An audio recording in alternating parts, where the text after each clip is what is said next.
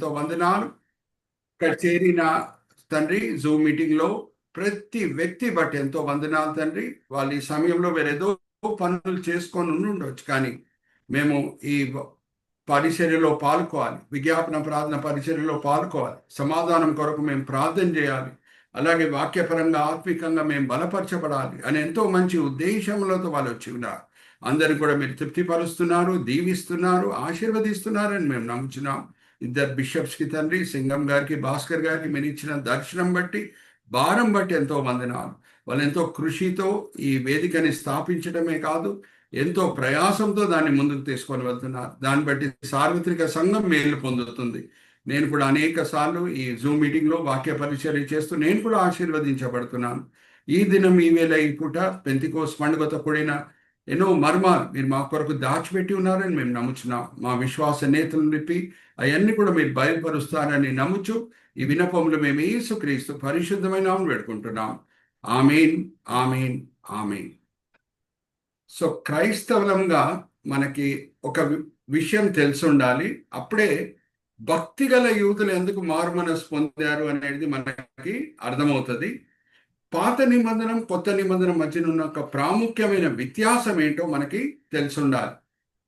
పాత నిబంధనలో దేవుడు దేశంతో నిబంధన కుదిరించుకుంటున్నాడు.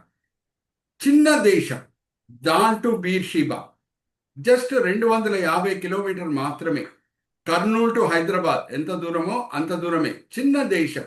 ఆ దాన్ టు బీర్షిబా అనే మాట మనం భారతదేశం ఈక్వివలెంట్ ఏంటంటే కాశ్మీర్ టు కన్యాకుమారి. మనం ఎలాగ భారతదేశంని కాశ్మీర్ టు కన్యాకుమారి అని ఎలాగ వర్ణిస్తామో, ఇజ్రాయెల్ దేశంని లేఖనము దాన్ టు బీర్షిబా అని వర్ణిస్తుంది. ఒకసారి ఆ వాక్య భాగం కూడా నేను సహోదరి సంధ్యారాణితో చదివిస్తాను. అమ్మ, మొదటి సామ్యుయేలు గ్రంథం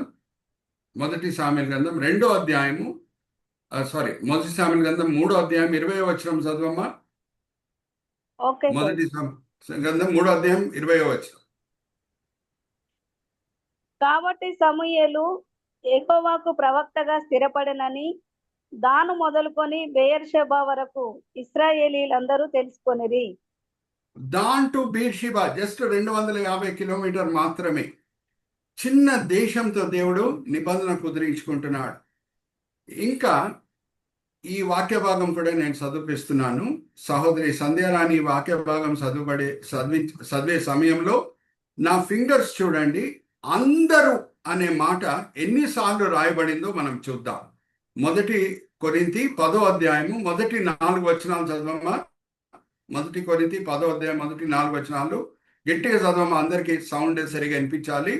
ఎన్నిసార్లు అందరూ అనే మాట రాయబడి ఉందో మనం చూద్దాం. సహోదరులారా, ఈ సంగతి మీకు తెలియకుండుట నాకు ఇష్టం లేదు. అదేదనగా మన పితరులందరూ మేఘం క్రింద నుండిరి, వారందరూ సముద్రంలో నడిచిపోయిరి. అందరూ మోసేని బట్టి మేఘంలోను సముద్రంలోను బాప్తిస్మం పొందిరి. అందరూ ఆత్మ సంబంధమైన ఒకే ఆహారంను భుజించిరి. అందరూ ఆత్మ సంబంధమైన ఒకే పానీయమును పానము చేసిరి. ఏలయనగా ఎన్నిసార్లు అందరూ వచ్చింది 4 వచనాల్లో చెప్పండి. అన్ని చేసుకోండి. 5 సార్లు. సో దేవుడు ఐగుప్తు దాసత్వం నుంచి మోషేని మాత్రమే, ఆరోన్ని మాత్రమే, మిరియంని మాత్రమే విమోచించలేదు, అందరిని విమోచించాడు. ఫుల్ దేశంని సీనాయి కొండ దగ్గర తీసుకొని వచ్చి వాళ్ళతో నిబంధన కుదిరించుకుంటున్నాడు.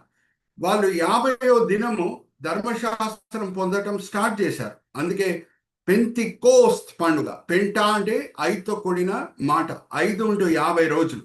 సీనాయి కొండ దగ్గర వాళ్ళు చేరిన తర్వాత 50వ దినం వాళ్ళు ఐగుప్తు దాసత్వం నుంచి విమోచించబడిన తర్వాత సీనాయి కొండ దగ్గర వాళ్ళు ఉన్నప్పుడు దేవుడు అగ్ని వలె దిగి వచ్చి వాళ్ళకి ధర్మశాస్త్రం ఇవ్వటము స్టార్ట్ చేశాడు. అందుకే పెంతికోస్ పండుగ యూదులకి చాలా ముఖ్యమైన పండుగ. 3 పండుగలు ఆచరించుటకు దేవుడు ఆజ్ఞాపిస్తున్నాడు. ఇజ్రాయేలీలు ఎక్కడున్నా సరే వాళ్ళు ఈ 3 పండుగలు ఆచరించుటకు మొదట్లో షీలోకి వచ్చేవాళ్ళు. షీలోలోనే ప్రత్యక్ష గుడారం ఉండేది. దాని తర్వాత సొలొమోను చేత యెరూషలేములో ఆలయం కట్టబడింది. దాని తర్వాత వాళ్ళు యెరూషలేంకి వచ్చేవారు. ఎక్కడున్నా సరే ఈ పెంతికోస్ పండుగ ఆచరించుటకే ఇప్పుడు మనం చదువుకున్నాం 2వ అధ్యాయం 5వ వచనంలో అపోస్తల కార్యం భక్తి గల యూదులు వచ్చారు. ఎందుకంటే వాళ్ళు నానా ప్రాంతాల నుంచి వస్తున్నారు. ఎక్కడెక్కడి నుంచి వస్తున్నారో అది కూడా మనం చూద్దాం. అమ్మా సంధ్యరాని ఈ వాక్య భాగం కూడా చదవమ్మా. ఎక్కడెక్కడి నుంచి వచ్చి ఉన్నారో అది కూడా మనం చూద్దాం. అపోస్తల కార్యం 2వ అధ్యాయం 9వ వచనం చదవమ్మా. అపోస్తల కార్యం 2వ అధ్యాయం 9వ వచనం.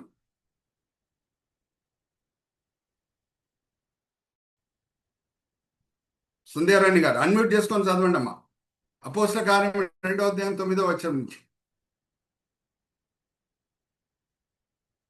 సిస్టర్కి ఏదో టెక్నికల్ ప్రాబ్లం వచ్చినట్టుంది. థామస్ గారు మీరు చదువుతారా? చదువుతానండి. ఆ, పార్తీయులు, మాదీయులు, ఎలామీయులు, మెసొపొతేమియా, యూదయ, కపదోకియా, పొంతు, ఆసియా, ఫ్రుగ్రియా, పంపులియా, ఐగుప్తు అను దేశములందలి వారు కొరేనీ దగ్గర లిబియా ప్రాంతముల యందు కాపురమున్నవారు, రోమా నుండి పరవాసులుగా వచ్చిన వారు, యూదులు, యూదా మత ప్రవిష్టులు, కేత్రియులు, అరబీయులు మొదలైన మనమందరమును వీరు మన భాషలలో దేవుని గొప్ప కార్యములను వివరించుట వినుచున్నామని చెప్పుకొనిరి. Thank you. సో ఎన్నో ప్రాంతాల నుంచి, ఎన్నో దేశంల నుంచి వాళ్ళు వచ్చి ఉన్నారు. అందరూ కూడా భక్తి గల యూదులు. ఎందుకంటే ఆ దూర ప్రాంతం నుంచి రావాలి అని అంటే అది మామూలు పని కాదు. సమయంతో కూడిన పని, ఖర్చుతో కూడిన పని. అయితే వాళ్ళకందరూ కూడా తెలుసు దేవుడు ఇజ్రాయేలీలతో దేశంగా నిబంధన కుదిరించుకున్నాడు. దేశంగా నిబంధన కుదిరించుకున్నాడు అంటే ఆ దేశంలో ఎవరన్నా ఒక్కరు పాపం చేసినా సరే దేవుడు దేశంని లెక్కలు అడుగుతాడు. ఉదాహరణకు నేను చెప్తున్నాను, ఎప్పుడు ఇజ్రాయేలీలు ఎరికో పట్టణంని స్వాధీనపరుచుకున్నారో ఏదన్నా మొదటిది దేవుందే, మొదటి పంట దేవుందే. గొర్రెలలో పుట్టిన మొదటి గొర్రెని దేవునికి అర్పించాలి. అలాగే ఒక కుటుంబంలో పుట్టిన శ్రేష్ఠ కుమారుడు దేవుని సొత్తు అయి ఉంటాడు. అలాగే మొదటి పట్టణం కానాన్ దేశంలో వాళ్ళు స్వాధీనపరుచుకుంది ఎరికో పట్టణం. అక్కడ ఉన్న వెండి బంగారం అంతా కూడా మీరు లెవీలకే ఇచ్చేయాలి అని దేవుడు ఆజ్ఞాపించినప్పుడు ఒక వ్యక్తి, ఆచాన్ అనే వ్యక్తి, ఆయన ఎరికో పట్టణంలో ఉన్న వెండి బంగారంని చూసి దురాశతో దాన్ని తీసుకొని వచ్చి ఆయన గుడారంలో దాచిపెట్టుకుంటున్నాడు. అప్పుడు దేవుని ఉగ్రత దేశం మీద వచ్చింది. ఎందుకంటే దేవుడు దేశంతో నిబంధన కుదిరించుకున్నాడు కాబట్టి. ఆ వాక్య భాగం కూడా నేను థామస్ గారితో చదివినిపిస్తాను. చదవండి బ్రదర్.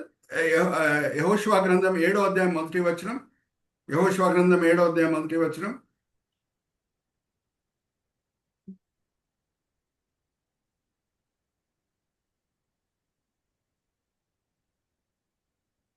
యెహోషువ గ్రంథం 7వ అధ్యాయం 1వ వచనం. థామస్ గారు అన్మ్యూట్ చేసుకొని చదవండి బ్రదర్. శపితమైన దాని విషయంలో ఇజ్రాయేలీలు తిరుగుబాటు చేసి ఎట్లనగా యూదా గోత్రంలో జెరహు మునిమనమడును, జబ్ది మునిమనమడును, కర్మీ కుమారుడునైన ఆకాను శపితము చేయబడిన దానిలో కొంత తీసుకొనెను గనుక యెహోవా ఇజ్రాయేలీల మీద కోపించెను. ఇజ్రాయేలీల మీద కోపించాను. దేశం మీద దేవుని కోపం వచ్చింది. ఎందుకంటే దేశంతో దేవుని నిబంధన కుదిరించుకుంటున్నాడు. అలాగే మరి యెహోషువ గ్రంథం 22వ అధ్యాయం 20వ వచనం చదవండి రమణారావు గారు. 22వ అధ్యాయం యెహోషువ గ్రంథం 20వ వచనం. Okay sir. 22వ అధ్యాయం 20వ వచనం యెహోషువ గ్రంథం 22 ప్రతిష్ఠితమైన కుమారుడైన ఆకాను ప్రతిష్ఠితమైన దాని విషయంలో తిరగబడినప్పుడు ఇజ్రాయేలీల సర్వ సమాజము మీదికి కోపం రాలేదా? తన దోషము వలన ఆ మనుష్యుడు ఒక్కడే మరణమాయన? సర్వ సమాజం మీదకి దేవుని ఉగ్రత రాలేదా? హల్లెలూయా, ప్రైజ్ ది లార్డ్. ఇప్పుడు ఇంకొక విషయం కూడా మీ ముందు తీసుకొని వస్తున్నాను. ఇజ్రాయెల్ దేశము తెలంగాణ రాష్ట్రం కంటే చిన్నది. ఇజ్రాయెల్ దేశము తెలంగాణ రాష్ట్రం కంటే చిన్నది. నేను అక్కడ సంచరించి వచ్చాను కాబట్టి నేను అధికారంతో, బలంతో నేను మాట్లాడవచ్చు. అయితే జాగ్రత్త వినండి. ఇప్పుడు నేను మిమ్మల్ని ఒక ప్రశ్న అడుగుతాను. తెలంగాణ రాష్ట్రంకి చెందిన ముఖ్యమంత్రి గారు రేవంత్ రెడ్డి గారు ఆయన కోరుకున్నారనుకోండి, ఈ రాష్ట్రంలో ఉన్న ప్రజలందరూ కూడా వాళ్ళ సుఖం కొరకు నేను నియమించిన సూత్రాలు, వాళ్ళు పాటించి సుఖించాలి అని రేవంత్ రెడ్డి గారు కోరుకుంటే దాంట్లో ఏమైనా తప్పు ఉందా అడుగుతున్నా మిమ్మల్ని. తప్పు లేదు సార్. తప్పు లేదు. సో మన ముఖ్యమంత్రి గారికి అధికారం ఉంటే రాజాది రాజు ప్రపంచంని సృష్టించిన యెహోవా దేవునికి ఒక చిన్న దేశంలో ఉన్న అందరు ప్రజలు ఆయన పట్ల విధేయత చూపించాలని ఆశ ఉండటం తప్ప అడుగుతున్నా మిమ్మల్ని. Not at all. తప్పు లేదు సార్. ఆయనకు ఫుల్ అధికారం ఉంది. దేశంతో ఆయన నిబంధన కుదిరించుకున్నాడు. అలాగే మరి ఈ వాక్య ఇప్పుడు మనం గమనిస్తే కొత్త నిబంధనకు వచ్చినప్పుడు సువార్త ప్రపంచం అంతా కూడా వ్యాపించింది. ఇప్పుడు ప్రతి స్థానిక సంఘంని దేవుడు ఒక చిన్న ఇజ్రాయెల్ దేశంగా చూస్తున్నాడు. కొత్త నిబంధనంలో మనం గమనిస్తే ప్రకటన గ్రంథం 2-3 అధ్యాయాల్లో ప్రభువారు 7 సంఘాలతో మాట్లాడుతున్నారు. ఇప్పుడు నేను ఒక ప్రశ్న అడుగుతున్నాను మిమ్మల్ని. ఆ 7 సంఘాలతో మాట్లాడినప్పుడు మనం గమనించే ఒక విషయం ఏంటి? లౌదిక సంఘంలో ఉన్న లోటుపాట్లు బట్టి మంచి సంఘం స్మిర్నాని దేవుడు లెక్కలు అడుగుతున్నాడా? Give me an answer. No sir. No no no. No. ఎందుకంటే ఇప్పుడు ప్రతి స్థానిక సంఘంని దేవుడు ఒక చిన్న ఇజ్రాయెల్ దేశంగా ఎంచుతున్నాడు. అలాగే మంచిగా పనిచేసి మంచిగా ప్రభుని వెంబడించే ఫిలడెల్ఫియా సంఘం ఉంది. అలాగే తప్పుదారిలో వెళ్ళిన సార్ది సంఘం ఉంది. ఇప్పుడు సార్ది సంఘం లోటుపాట్లు బట్టి ఫిలడెల్ఫియా సంఘం ని దేవుడు లెక్కలు అడుగుతున్నాడా? Yes or no? No. No no. So కానీ ఇజ్రాయెల్ దేశము చిన్న దేశం, తెలంగాణ రాష్ట్రం కంటే చిన్న దేశం. అక్కడ ఉన్న అందరు ప్రజలు ఆయన పట్ల లోబడాలి అని దేవుని కోరిక. ఇప్పుడు ఎజ్రా గ్రంథంకి నేను వస్తున్నాను, జాగ్రత్త వినండి. ఎజ్రా గ్రంథం. ఎజ్రా చాలా భక్తిపరుడు, శాస్త్రి. ఆ పుస్తకం రాసిందే ఆయన కబురు వచ్చింది ఏమనంటే ఇజ్రాయేలీలు బాబిలోన్ చెర నుంచి వచ్చిన తర్వాత స్థిరపడే సమయంలో, తిరిగి ఆలయం కట్టుకునే సమయంలో ఆయనకు ఒక కబురు వచ్చింది. ఏమనంటే తిరిగి వచ్చిన ఇజ్రాయేలీలు అన్య స్త్రీలతో పెళ్లి చేసుకుంటున్నారు అని. అది వాక్యంకి విరోధమైన మాట అని ఎజ్రాకు తెలుసు, ఎందుకంటే ఆయన శాస్త్రి అయి ఉన్నాడు. దేవుని ఇజ్రాయెల్ దేశంతో నిబంధన కుదిరించుకున్నాడని ఆయనకు తెలుసు. సో ఎజ్రా స్పందన ఎలాగుండిందో ఒకసారి మనం చూద్దాం. ఎజ్రా గ్రంథం 9వ అధ్యాయం. డానియల్ గారు ఎజ్రా గ్రంథం 9వ అధ్యాయం మొదటి 4 వచనాలు చదవండి. ఎజ్రాకి ఆ కబురు వచ్చినప్పుడు ఆయన ఎలాగ స్పందిస్తున్నాడో మనం చూద్దాం. ఈ సంగతులు సమాప్తమైన తరువాత పెద్దలు నా యొద్దకు వచ్చి ఇజ్రాయేలీయులను, యాజకులను, లేవీయులను, కనానీయులు, హిత్తీయులు, పెరిజ్జీయులు, యెబూసీయులు, అమ్మోనీయులు, మోయాబీయులు, ఐగుప్తీయులు, అమోరీయులు అను దేశపు జనములలో నుండి తమ్మును తాము వేరుపరచుకొనక వారు చేయు అసహ్యమైన కార్యములను తామే చేయుచు వార్లకును తీసుకొనుచు పరిశుద్ధ సంతతిగా ఉండవలసిన తాము ఆ దేశపు జనులతో కలిసి కొన్న వారైరి. ఈ అపరాధము చేసిన వారిలో పెద్దలను అధికారులను నిజముగా ముఖ్యులై ఉండిరని చెప్పిరి. నేను ఈ సంగతి విని నా వస్త్రమును పై దుప్పటిని చింపుకొని నా తల వెంట్రుకలను, నా గడ్డపు వెంట్రుకలను పెరికి వేసుకొని విభ్రాంతి పడి కూర్చుంటిని. ఇప్పుడు నేను సూటిగా ఒక ప్రశ్న అడుగుతున్నాను. పాపం చేసిన వాళ్ళలో ఎజ్రా ఉన్నాడా? ఆయన అన్య స్త్రీలను పెళ్లి చేసుకున్నాడా? అడుగుతున్నా మిమ్మల్ని. లేదు సార్. లేదు. కానీ ఎందుకు ఆయన ఇలాగా స్పందిస్తున్నాడు? ఎప్పుడు ఆ కబురు వచ్చిందో వేరే ఇజ్రాయేలీలు అన్య స్త్రీలను పెళ్లి చేసుకుంటున్నారు, వాళ్ళ ఆచారాలని పాటిస్తున్నారు అనే కబురు ఈయనకు వచ్చినప్పుడు ఎందుకు ఈయన ఇలాగా స్పందిస్తున్నాడు? ఎందుకు ఆయన బట్టలను చింపుకుంటున్నాడు? ఎందుకు తల వెంట్రుకలని గడ్డ వెంట్రుకలని ఎందుకు పెరికి వేసేస్తున్నాడు? ఎందుకు దోనె బట్టలో కూర్చుంటున్నాడు? కారణం ఏంటి? ఆయనకు తెలుసు బాగా దేవుడు దేశంతో నిబంధన కుదిరించుకున్నాడని. వేరే ఇజ్రాయేలీలు పాపం చేసినా సరే దేవుని ఉగ్రత ఇజ్రాయెల్ దేశం మీద వస్తుందని ఆయనకు తెలుసు.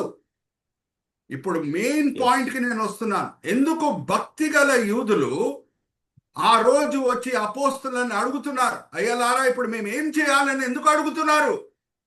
పేతురు ప్రసంగం ఏముండింది? పేతురు ప్రసంగంలో ముఖ్యమైన పాయింట్ ఏముండింది?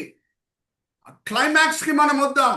ఆయన బోధించినప్పుడు ఆయన చెప్పిన ప్రాముఖ్యమైన మాటలు ఏమనంటే, ఇజ్రాయేలీలారా, దేవుడు మెస్సయ్యను మీ మధ్యన పంపించాడు, ఆయనను మీరు తునీకరించారు, సిలువ వేశారు, ఆయనను చంపి వేసేసిన తర్వాత ఆయన పునరుద్ధానుడై సమాధి మీద విజయం పొంది బయటికి వచ్చాడు.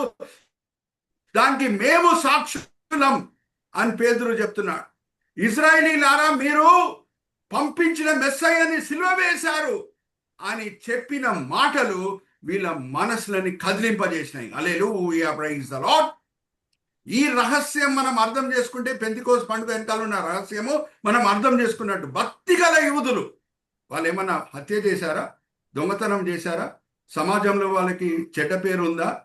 పోలీస్ రికార్డ్స్ ఉన్నాయా? ఒకసారి చూద్దాం. Let us go to the climax. అపోస్తల కార్యం 2వ అధ్యాయము 36-37 వచనాలు చదవండి డానియల్ గారు. అపోస్తల కార్యం 2వ అధ్యాయము మీరు సిలువ 36-37. వేసిన ఓకే ఈ అపోస్తల కార్యం 2వ అధ్యాయము 36. మీరు సిలువ వేసిన ఈ యేసునే దేవుడు ప్రభువుగాను క్రీస్తుగాను నియమించెను. ఇది ఇజ్రాయేలు వంశమంతయు రూఢిగా తెలుసుకొనవలనని చెప్పెను. ఇశ్రాయేలీయులు అందరూ తెలుసుకోవాలి, మీరు సిలువ వేసిన యేసుని. ఇప్పుడు నేను మిమ్మల్ని అడుగుతున్నానండి సూటిగా ఒక ప్రశ్న. ఈ భక్తి గల యూదులు సిలువ వేశారా యేసుని? ఆర్ శాస్త్రులు, పరిసయ్యులు, సదుకీలు వేసిన ప్లాన్ వలన యేసు సిలువ వేయబడారా? సద్దుకాయలు వాళ్ళు చేస్తున్నారు. సద్దుకాయలు పాల్సి వీళ్ళు Not the ఈ Jews. భక్తి గల యూదులు Not the వేశారా Jews. సిలువ? లేదండి, No, no, భక్తిగా sir. వీళ్ళు No. వేయలేదు, వీళ్ళు వేయలేదు. కానీ వీళ్ళకి తెలుసు, వేరే యూదులు భయంకరమైన ప్లాన్ వేసి మెస్సయ్యని సిలువ వేశారు అని అంటే దానికి వీళ్ళు కూడా లెక్కలు ఇచ్చుకోవాలనే సత్యం వీళ్ళకి తెలుసు. రూఢిగా నేను చెప్తున్నాను, ఇశ్రాయేలీయులారా, మెస్సయ్యని దేవుడు పంపించాడు, మీరు మెస్సయ్యని తురీకరించి ఆయనను సిలువ వేశారు.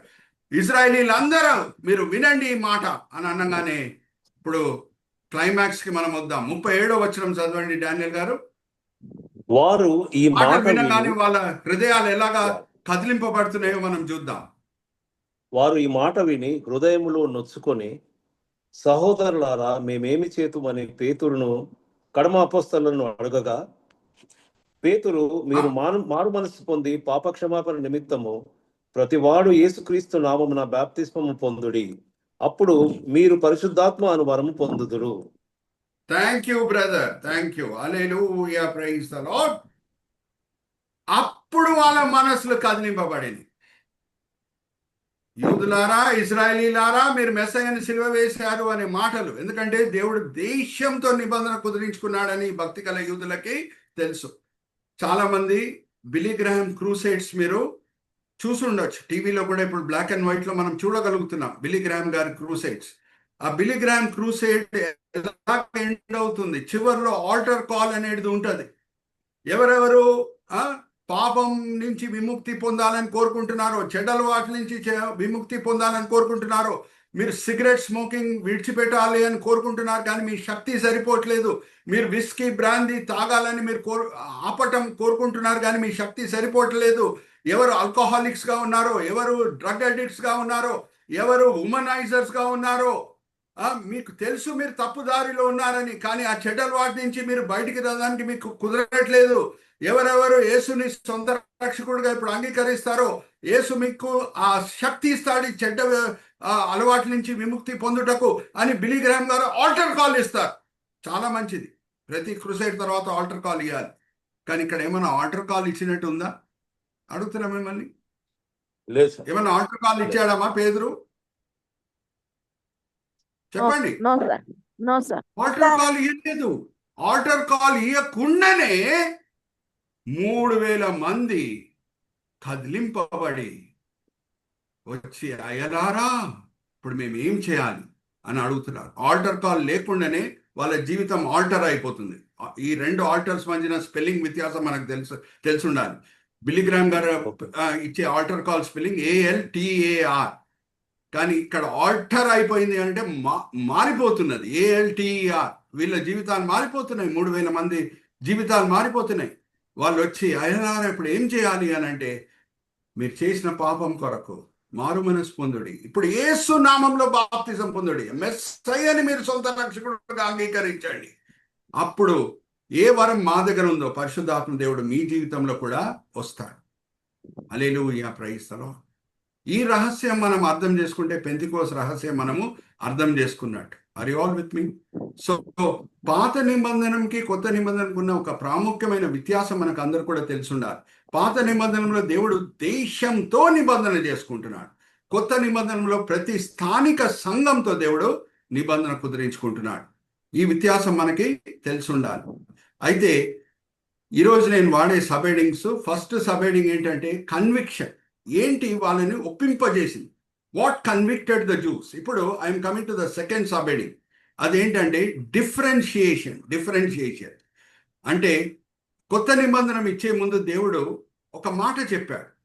ఆ మాట ఏంటంటే, నేను రాతి గుండెని తీసి మాంసం గుండె మీకు ఇస్తాను అని చెప్పాడు. జాగ్రత్తగా వినండి.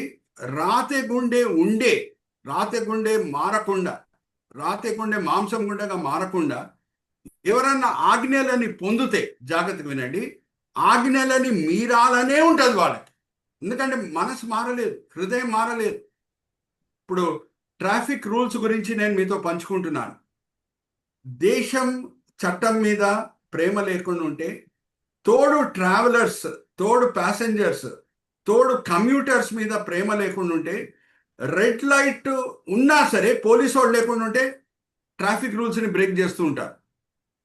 మరి చెప్తున్నాను, ఎందుకు? ప్రభుత్వం మీద ప్రేమ లేదు, వేరే కమ్యూటర్స్ మీద ప్రేమ లేదు. నిజమైన ప్రేమ లేకుండా ఉంటే ఆజ్ఞలని పాటించాలంటే అది ఒక పెద్ద భారంగా అనిపిస్తుంది, బర్డన్గా అనిపిస్తుంది. అయితే జాగ్రత్త వినండి, ముఖ్యమైన పాయింట్కి నేను వస్తున్నాను. యూదులు కూడా ధర్మశాస్త్రం పొందిరి, కానీ వాళ్ళ గుండె రాతి గుండెగానే ఉండింది కాబట్టి, మాంసం గుండెగా మారలేదు కాబట్టి 40 రోజులు మోషే లేనప్పుడు, సినాకొండకు వెళ్ళినప్పుడు వీళ్ళు చేసిన భయంకరమైన పాపం ఏంటి? మోషే లేనప్పుడు బంగారు దూడని తయారు చేసుకున్నారు, రేప్ పార్టీ పెట్టుకుంటున్నారు, భార్యాభర్తలను ఎక్స్చేంజ్ చేసుకుంటున్నారు. ఎందుకంటే మనసు మారలేదు. ఆజ్ఞలు వచ్చినాయి కానీ రాతి గుండెగానే ఉంది. అయితే జాగ్రత్త వినండి, పెంతికోస్ పండుగ అంటే యూదులు ధర్మశాస్త్రం పొందడం స్టార్ట్ చేశారు. మనం పెంతికోస్ పండుగ ఎందుకు ఆచరిస్తున్నామంటే, ఆ దినం ఆత్మదేవుడు వచ్చి సంఘం స్థాపించబడేటట్లు మార్గం సరళపరిచాడు. ఓకే, అయితే వ్యత్యాసం ఏంటి మనం చూద్దాం. 2 కొరింథీ డానియల్ బ్రదర్ చదివినిపిస్తారు. అందుకే ఇప్పుడు డిఫరెన్షియేషన్, కంపారిజన్ అనే సబెడింగ్ నేను వాడుతున్నాను. 2 కొరింథీ 3వ అధ్యాయం 6వ వచనం. 2 కొరింథీ 3వ అధ్యాయం 6వ వచనం. 3:6. ఆయనే మమ్మును క్రొత్త నిబంధనకు అనగా అక్షరమునకు కాదు గాని ఆత్మకి పరిచారకులమౌటకు మాకు సామర్థ్యము కలిగించి ఉన్నాడు.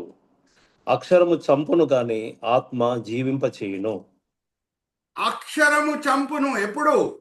రాతి గుండె దాన్ని పొందినప్పుడు అక్షరం చంపును కానీ ఆత్మ జీవింపజేయను. ఎందుకంటే అది రాతి గుండెని ఏం చేస్తున్నదంటే మాంసం గుండెగా మారుస్తున్నది. అందుకు ఇప్పుడు మించుమించు 3000 మంది రక్షణ పొందిరు అనే మాట డానియల్ బ్రదర్తో నేను చదివిస్తాను. అలాగే డానియల్ బ్రదర్ ఇది చదువుతుంటే ఒకరు రెడీగా ఉండండి.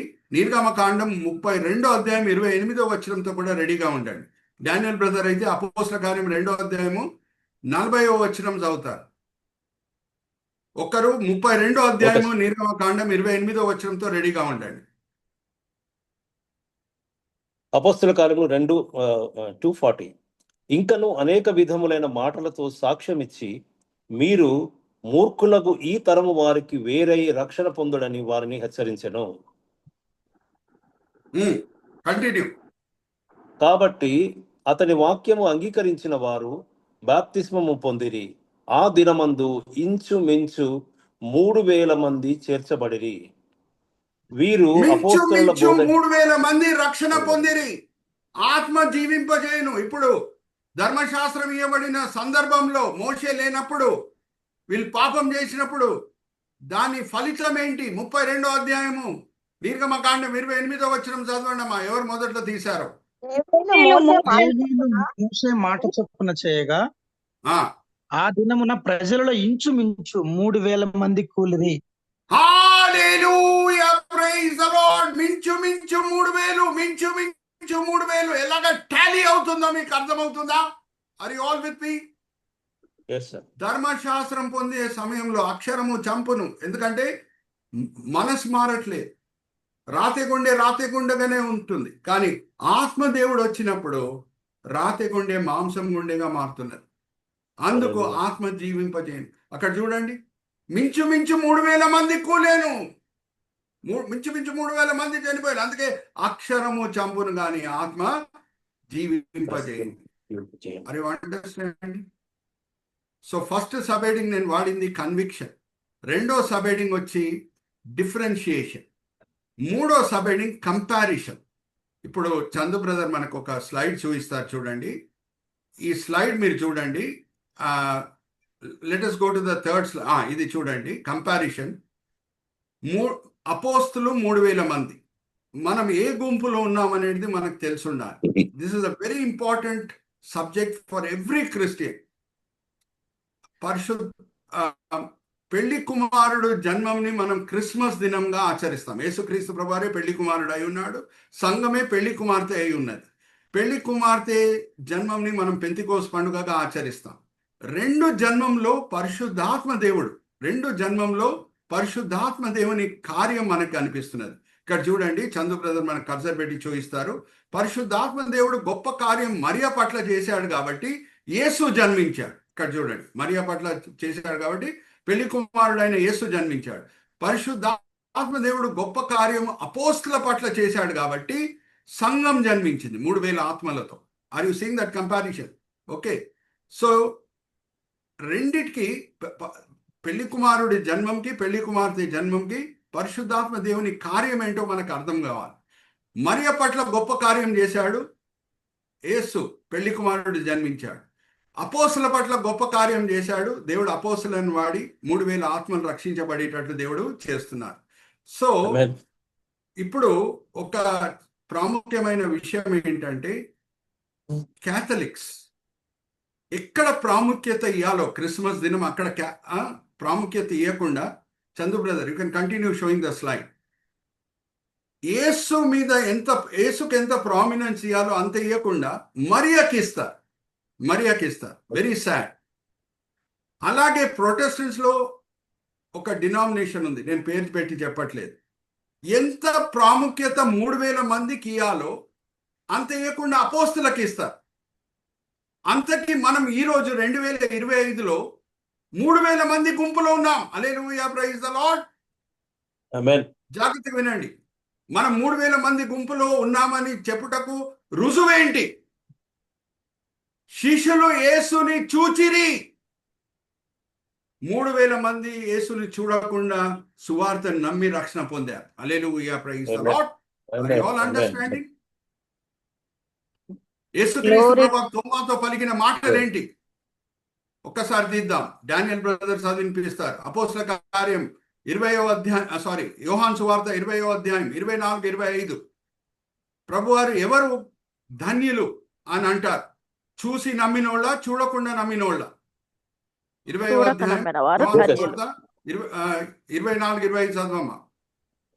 యేసు వచ్చినప్పుడు 12 మందిలో ఒకడైన దిదుమ అనబడిన తోమా వారితో లేకపోయిను గనుక తక్కిన శిష్యులు మేము ప్రభువును చూచితిమని అతనితో చెప్పగా, అతడు, నేను ఆయన చేతులలో మేకుల గుర్తును చూచి నా వ్రేలు ఆ మేకుల గుర్తులో పెట్టి నా చెయ్యి ఆయన ప్రక్కలో ఉంచితేనే గాని నమ్మనని వారితో చెప్పెను. 8 దినములైన తర్వాత ఆయన శిష్యులు మరలా లోపల ఉన్నప్పుడు తోమా వారితో కూడా ఉండెను. తలుపులు మూయబడి ఉండగా యేసు వచ్చి మధ్యను నిలిచి, మీకు సమాధానం కలుగునుగాక అనెను. తర్వాత తోమాను చూచి, నీ వ్రేలు ఇటు చాచి నా చేతులు చూడుము, నీ చెయ్యి చాచి నా ప్రక్కలో ఉంచి అవిశ్వాసివి కాక విశ్వాసివై ఉండుమనెను. అందుకు తోమా ఆయనతో, నా ప్రభువా, నా దేవా అనెను.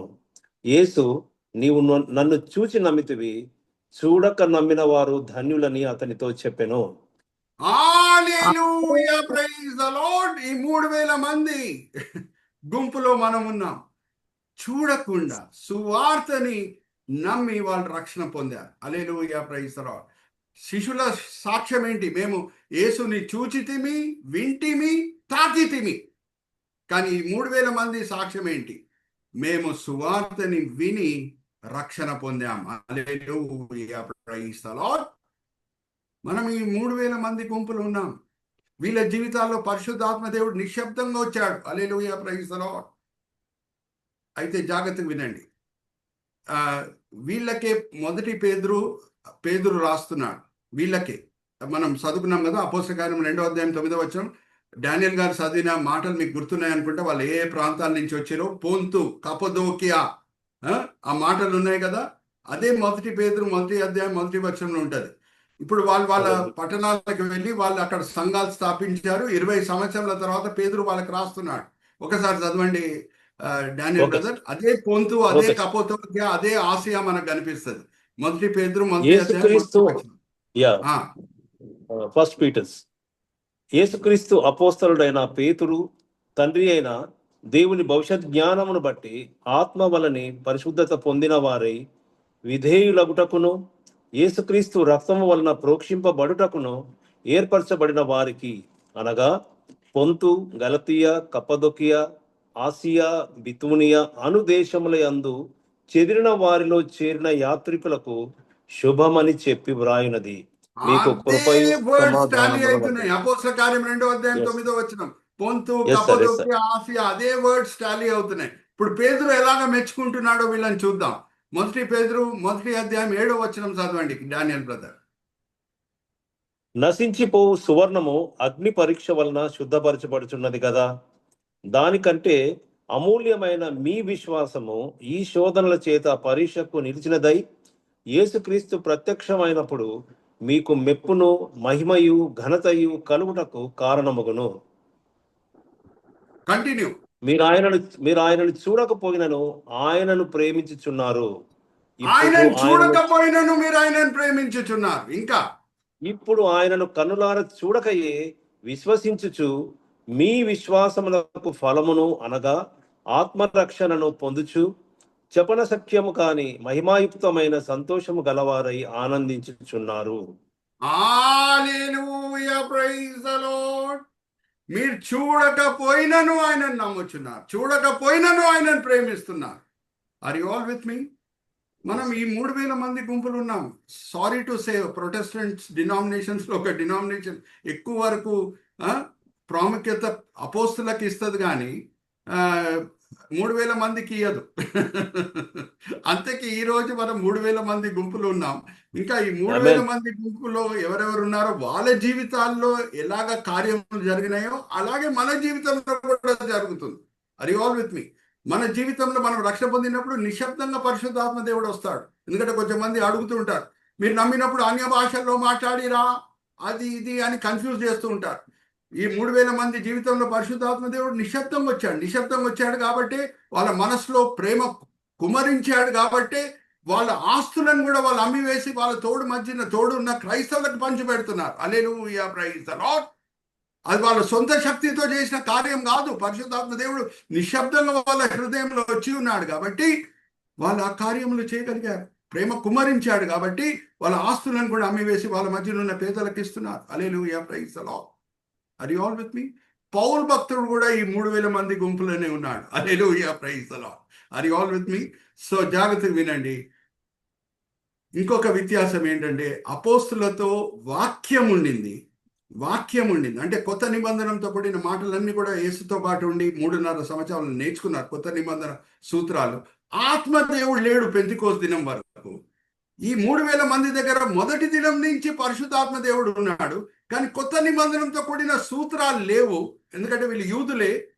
ఆదికాండం నుంచి మలాకీ గ్రంథం తెలుసు, కానీ కొత్త నిబంధనంతో కూడిన సూత్రాలు వీళ్ళకి తెలియదు. అందుకు అపోస్తల బోధ యందు వాళ్ళు ఎడతెగగా ఉండిరి. హల్లెలూయా, ప్రైజ్ ది లార్డ్. ఎందుకంటే వీళ్ళు 3.5 సంవత్సరాలు ఉన్నారు, కొండ మీద ప్రసంగం విన్నారు, కన్నుకి కన్ను, పన్నుకి పన్ను కాదు, శత్రువులను ప్రేమించండి అనే మాటలు విన్నారు. ఇదంతా పాత నిబంధనలు లేవు. సో అపోస్తల దగ్గర వాక్యం ఉండింది, కానీ పెంతెకోస్తు దినం వరకు ఆత్మ లేడు. వీళ్ళ దగ్గర మొదటి దినం నుంచి పరిశుద్ధాత్మ దేవుడు ఉన్నాడు, కానీ కొత్త నిబంధనతో కూడిన సూత్రాలు లేవు. కాబట్టి అపోస్తల బోధ యందు వాళ్ళు ఎడతెగగా ఉండేది. ఆర్ యు ఆల్ విత్ మీ? ఇంకా ఎన్నో మర్మాలు ఉన్నాయి, పెంతెకోస్తుతో కూడిన మర్మాలు. వచ్చే వారం నేను పంచుకుంటాను. ఈరోజు మనము ఫోకస్ చేసిన 3 rhyming words: conviction, differentiation and comparison. Okay, చిన్న ప్రార్థన చేసి నేను మరి సుందర్ పాల్ అన్నకు అప్పచెప్తాను. ఈరోజు సుందర్ పాల్ అన్న యాంకరింగ్ చేస్తారు. తండ్రి, ఈ సమయం బట్టి ఎంతో వందనాలు. ఇక్కడ చేరిన నమ్మకమైన ఈ చిన్న మంద బట్టి ఎంతో వందనాలు తండ్రి. ఈ బిడ్డలు, ఈ సేవకులు, ఈ సేవకురాలు వేరేదో పనులు చేసుకొని ఉండొచ్చు, కానీ ఎంతో సాత్వికంతో వాక్యపరంగా ఆత్మికంగా మేము బలపరచబడాలి. లేఖనంలో ఉన్న అనేక మర్మాలు మేము గ్రహించి మా సంఘాల్లో కూడా మేము బోధించాలని మంచి ఉద్దేశంతో వాళ్ళు వచ్చినారు. అందరిని కూడా మీరు తృప్తిపరుస్తున్నారు, దీవిస్తున్నారు, ఆశీర్వదిస్తున్నారని మేము నమ్ముచున్నాం. నిష్ప్రయోజకమైన మీ దీనదాసుని నించబెట్టి మీ మహిమార్థమై వాడుకున్నారు తండ్రి. దాన్ని బట్టి నేను మిమ్మల్ని స్తుతిస్తున్నాను. ఈ దినం, ఈ వేళ, ఈ పూట మీరు మాకు నేర్పించిన పాఠం మేము వినే వాళ్ళంగానే కాకుండా అమలుపరిచే వాళ్ళంగా మమ్మల్ని